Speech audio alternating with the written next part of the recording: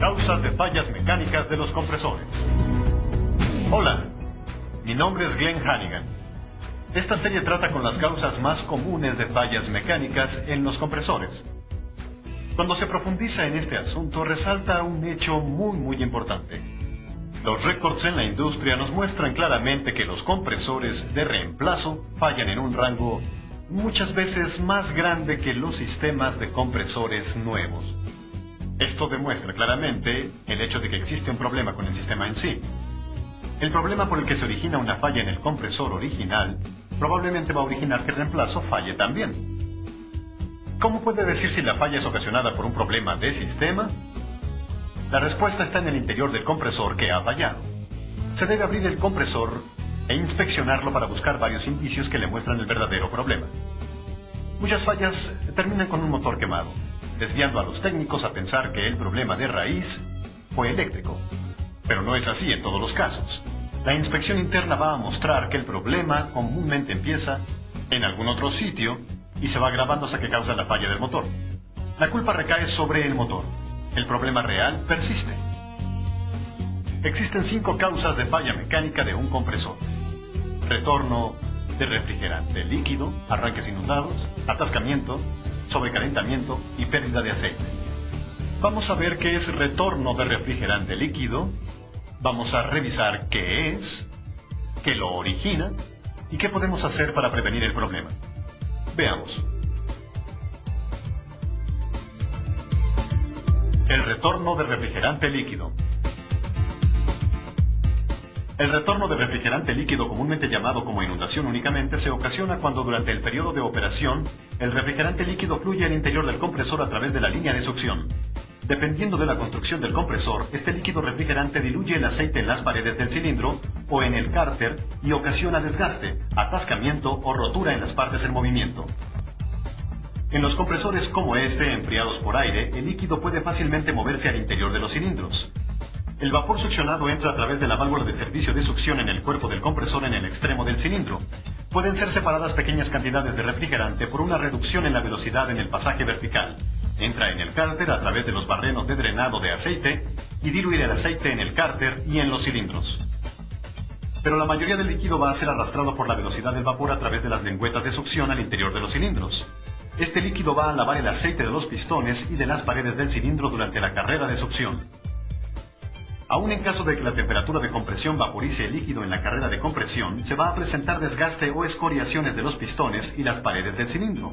Grandes cantidades de líquido que no pueden ser vaporizados o introducidos a través de la lengüeta originan la condición conocida como atascamiento. En un compresor enfriado con refrigerante, los vapores succionados entran en el extremo del motor del compresor, enfriando el motor mientras pasan hacia las válvulas de succión. Pequeñas cantidades de líquido refrigerante arrastrados de regreso al compresor por el vapor son evaporados por el calor del motor, originando un poco de daño. Durante la condición de retorno está presente mucho líquido refrigerante para ser evaporado y este se separa dentro de la carcasa del motor, fluyendo al cárter a través de una válvula de retención en donde se disolverá el aceite. La bomba de aceite va a bombear este aceite rico en refrigerante a las bielas y las chumaceras del cigüeñal.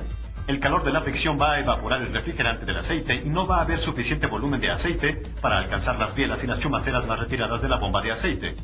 Un patrón de desgaste, sobrecalentamiento, atascamiento y rotura de los componentes del tren en movimiento que empieza en la chumacera más cercana a la bomba de aceite y se empeora más hacia las superficies de las chumaceras más retiradas de la bomba de aceite. Con un desgaste excesivo en el extremo del motor y en la chumacera central, el extremo de la flecha puede caerse lo suficiente para originar un arrastre del rotor y dar como resultado un motor a corto o a tierra. Si en un compresor que ha fallado no es examinado en sus desgastes, la verdadera causa del motor quemado no se podrá conocer. El retorno generalmente se presenta cuando se pierde el control del líquido refrigerante que está alimentando al evaporador. Puede ser originado por cosas tales como 1. Cargas bajas del evaporador. 2. Sobrecarga de refrigerante en un sistema de tubos capilares. 3. Funcionamiento incorrecto o ajuste inadecuado de la válvula de expansión. La primera causa, baja carga en el evaporador, puede ser resultado de un sobredimensionado del equipo para la carga real de refrigeración.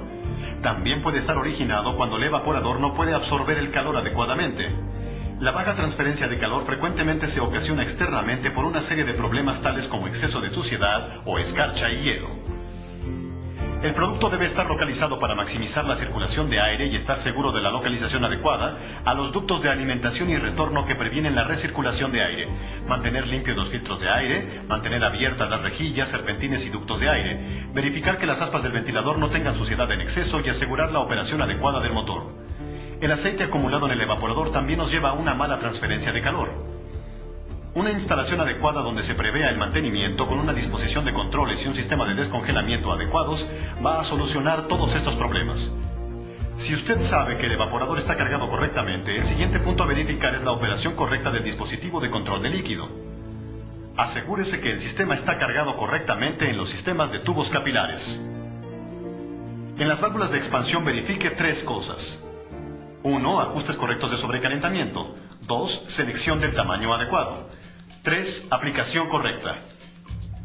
En primer lugar, debe ser verificado el sobrecalentamiento en la salida del evaporador, no únicamente en condiciones de carga total, sino que es más importante en condiciones de carga ligera. El retorno se presenta más frecuentemente en cargas ligeras porque la válvula de expansión con frecuencia no es capaz de responder con la suficiente rapidez para evitar el retorno. Seguir las recomendaciones del fabricante, porque el sobrecalentamiento correcto del evaporador depende de la temperatura de aplicación. Al seleccionar una válvula de expansión, escoger una por una la carga de BTU actual a la temperatura de diseño, no conforme al caballaje del compresor. Si se utiliza una válvula sobredimensionada, se presenta el retorno cada vez que se abra la válvula. Y por último, la válvula de expansión para su instalación adecuada y operación debe ser verificada de tal forma que una conexión floja o pobre del bulbo sensor a la salida del evaporador, las líneas externas del igualador obstruidas o desconectadas, la presencia de material extraño que mantiene la válvula abierta va a ocasionar el retorno. El mejor método para prevenir el daño al compresor ocasionado por el retorno del líquido es haciendo uso de un acumulador correctamente diseñado en la línea de succión justo antes del compresor. El acumulador debe ser puesto en una posición que sea lo suficientemente caliente para vaporizar el líquido refrigerante que atrape y no debe estar aislado. Además, debe contar con los medios para regresar cualquier aceite que atrape. De cualquier otra manera, este se llenará y rápidamente dejará de ser efectivo. Idealmente, el refrigerante líquido nunca encuentra un camino hacia el compresor, pero los compresores no viven en un mundo ideal. Vamos a revisar el sobrecalentamiento. El vapor realmente sobrecalentado está libre de líquido. Pero este hecho ha desviado a algunos técnicos en la creencia que mientras se mida 1 o 2 grados de sobrecalentamiento llegando al compresor, no se tiene ningún problema. Para mayor seguridad, el retorno del refrigerante líquido puede ser evitado realmente asegurándose de que cuando menos un mínimo de 20 grados Fahrenheit de sobrecalentamiento esté en el vapor que entra al compresor, ya que el retorno